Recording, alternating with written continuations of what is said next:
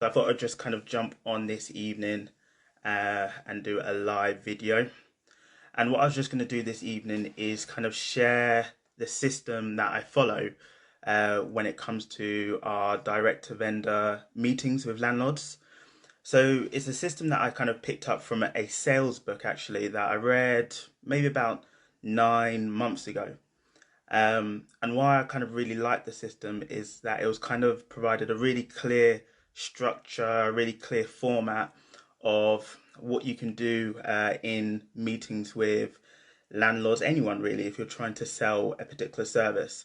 And I found it very useful for me because it was very clear, very concise. It meant there was less waffle in the meeting, and it just also meant that we was able to kind of structure how we wanted the meeting to go. So I thought I would just kind of quickly share the 6 step approach from this sales book. So the first point on this particular system is called bond. So what this is all about really is about kind of building rapport with the landlord. So when we arrive at the property and we're kind of going around the property and we are kind of reviewing the rooms, measuring the rooms, at the same time what we're trying to do is build rapport with the landlord. So for example, we may be just trying to find out a little bit more about what they do for a living, um, if they are local to the area, what their particular interests are, how long they've been a landlord for. And also at the same time, we would be providing a similar sort of information about ourselves. And that's really important because ultimately what we're trying to do is build up a level of trust with ourselves and the landlord. We want to know that this is a landlord that we are happy to work with on a long-term agreement, and we also want to kind of make sure the landlord feels comfortable in working with us. So it's all about building up that rapport, building up relationships, building that trust. So from there, we'd move into the second stage, which is called evaluate. And at this stage, what we're doing is just kind of evaluating more of the specifics about the property. Now, some of this information we may have picked up on the phone when we had our initial conversation on the phone with the landlord. But what we're still trying to do in this evaluate stage is to see if there's anything that we missed from that initial telephone call, and also kind of dot the I's and cross the T's. So some of the things that we may ask in the evaluate stage is just finding out a little bit more specific, such as how long has the property been empty for? What has been the kind of the tenant type in the property?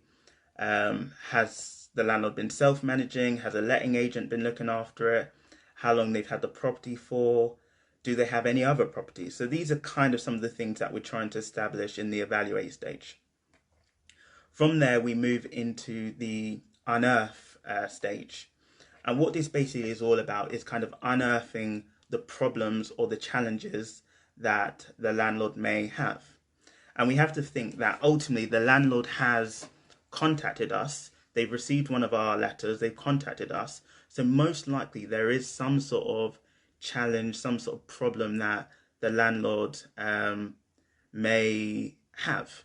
So it's really up to us to try to unearth those particular problems, those particular challenges in the meeting. So some of the things that may arise is potentially they're concerned about void periods. Maybe the property's been empty for quite a while.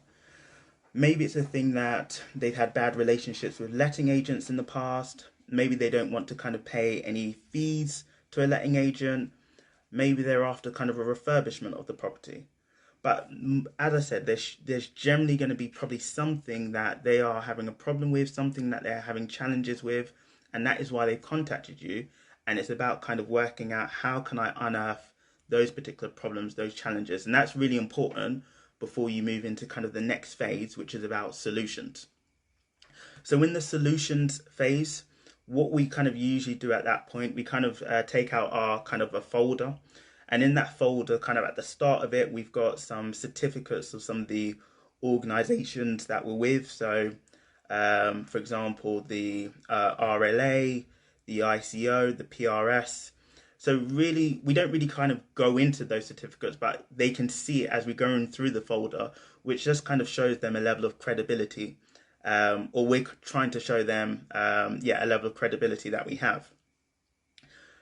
Once we go through the folder, we would also get to our benefits page. And what that is just kind of an A4 page with bullet points with kind of clear and concise bullet points of our solutions.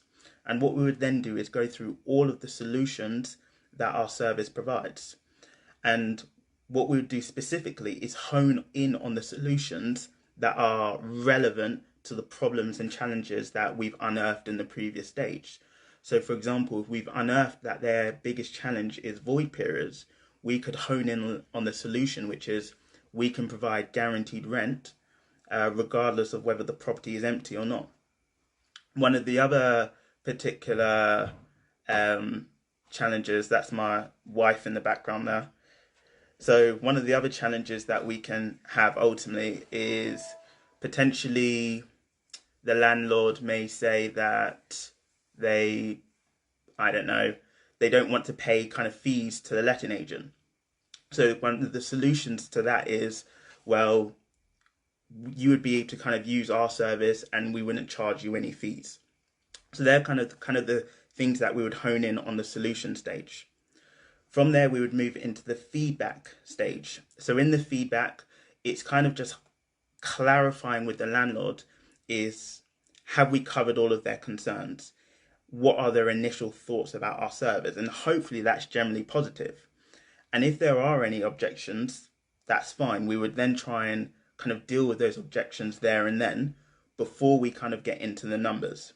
So the feedback is kind of trying to make sure that we're in a position where we've kind of addressed everything that we needed to address before we go into the specifics of the numbers. So it's kind of just that opportunity for us again to reiterate all of the benefits that we can provide to the landlord. From there, from the feedback stage, the final stage is kind of the economics. And in that stage is where we specifically go into the numbers. So what we would usually do at that point is provide them kind of a market kind of comparison, which I'm pretty sure is on the USB that Progressive provides, which is kind of just a comparison table with showing kind of them self-managing, a letting agent managing, and then the benefits of our particular service. And ultimately what that table would do is highlight that our service is more beneficial to the landlord than them self-managing it or them using a letting agent. So once we showed them that market comparison, we would then kind of take out the landlord calculator, which is ultimately just an Excel spreadsheet. Where what we're trying to do at the end of that spreadsheet is letting the landlord see what their actual net pay is. So at the top of the spreadsheet, it will kind of show what their gross rental income is. So let's say that's 1,400.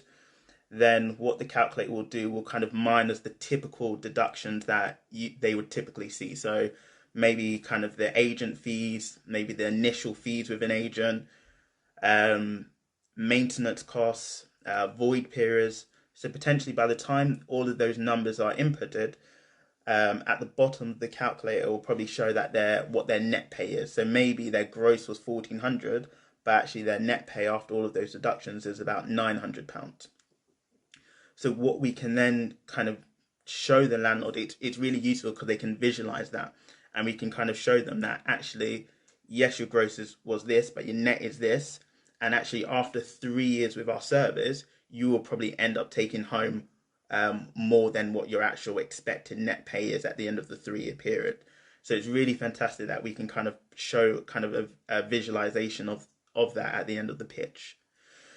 And then kind of once we've got to that stage, then we'll be able to kind of use their net pay. And also we'll print off some comparables, which I have not mentioned, of similar properties in the area.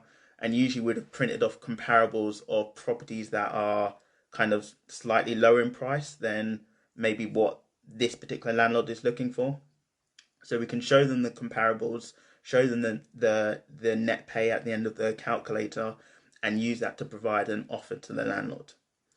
So that's kind of the 6-step approach that we use in kind of our meetings.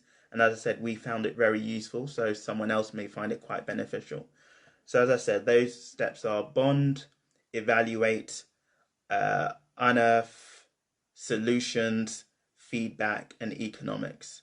So I hope you guys found that useful. If anyone's got any questions, please feel free to kind of comment below. All right, thanks everyone. Beckley Rose Property Solutions, the master key of property management.